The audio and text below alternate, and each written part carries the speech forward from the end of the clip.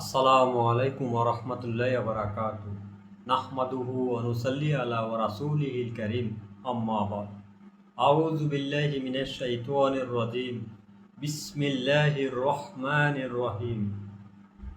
প্রিয় দেশবাসী, এই ব্যক্তিকে তো আপনারা সবাই চিনেন। এই ব্যক্তিকে ব্যানার টাঙ্গায় যেভাবে জুতা নিক্ষেপ করেছিল, আসলে এরা কারা? এরা তো আসলে আমার মনে হয় না যে এরা বিএনপির রাজনীতি করে। বিএনপির রাজনীতির লোকেরা কখনো এই কাজগুলি করতে পারে না। এই কোরআনের পাখি শহীদ আল্লামা দেলোয়ার হোসেন সাঈদীকে আপসীন নেত্রী বেগম খালেদা জিয়া ওনাকে খুব মহব্বত করতেন, ওনাকে খুব সম্মান দিতেন, ইজ্জত দিতেন। আর প্রেসিডেন্ট জিয়া রহমান উনি সর্বপ্রথম পার্লামেন্টে বিসমিল্লাহ উঠাইছেন। এটা আপনারা অনেকেই জানেন, কারণ যারা জিয়ার সৈনিক তারা কখনো এই কাজগুলি করতে পারে না, কারণ এগুলো হলো অমানবিক কাজ। একটা মানুষ মরে গেলে তার উপর কোনো ক্ষোভ থাকে না, যে কোনো মানুষ। এই যে কোরআনের পাখি, উনি শুধু একজন রাজনীতিবিদ ছিলেন, উনি তো 90 কোটি মানুষের কলিজার টুকরা ছিলেন।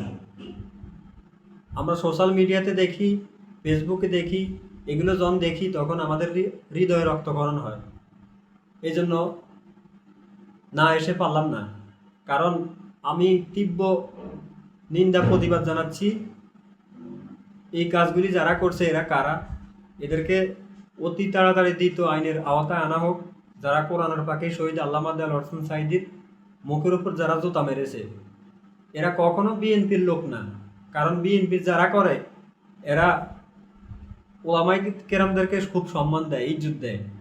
আমরা দেখেছি আপসীন নেত্রী বেগম খালেদা জিয়া যেভাবে কোরআনের পাখি শহীদ আল্লামা দেলোয়ার হোসেন সাঈদীকে মহব্বত করতেন, ইজ্জত করতেন, সম্মান দিতেন। কিন্তু যারা জিয়ার সৈনিক তারা এই কাজগুলি করতে পারে না। আমাদের বিশ্বাস যে এই কাজগুলি কারা করেছে, আমি প্রশাসনের দৃষ্টি আকর্ষণ করছি, অতি তাড়াতাড়ি তাদেরকে আইনের আওতায় আনা হোক। তারা কারা? এই অমানবিক কাজগুলি যারা করতে পারে তারা কি কখনো মানুষ? তারা তো কখনো মানুষ হতে পারে না।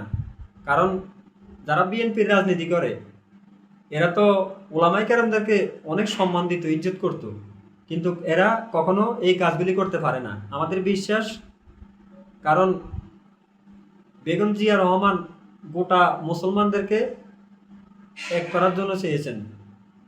জিয়া রহমান উনি চেয়েছিলেন গোটা পৃথিবীর মুসলমানদেরকে এক করার জন্য উনি চেয়েছেন, কিন্তু এই অমানবিক কাজ কারা করেছে তাদেরকে আমি অতি তাড়াতাড়ি প্রশাসনের দৃষ্টি আকর্ষণ করছি।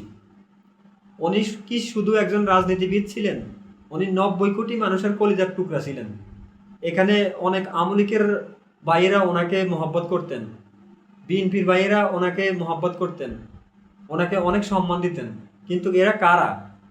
এদেরকে অতি তাড়াতাড়ি আইনের আওতায় আনা হোক। আর কার ইশারা এগুলি করতেছে, এগুলি আমি প্রশাসনের দৃষ্টি আকর্ষণ করছি। আসসালামু আলাইকুম ওয়া রাহমাতুল্লাহি ওয়া বারাকাতুহু।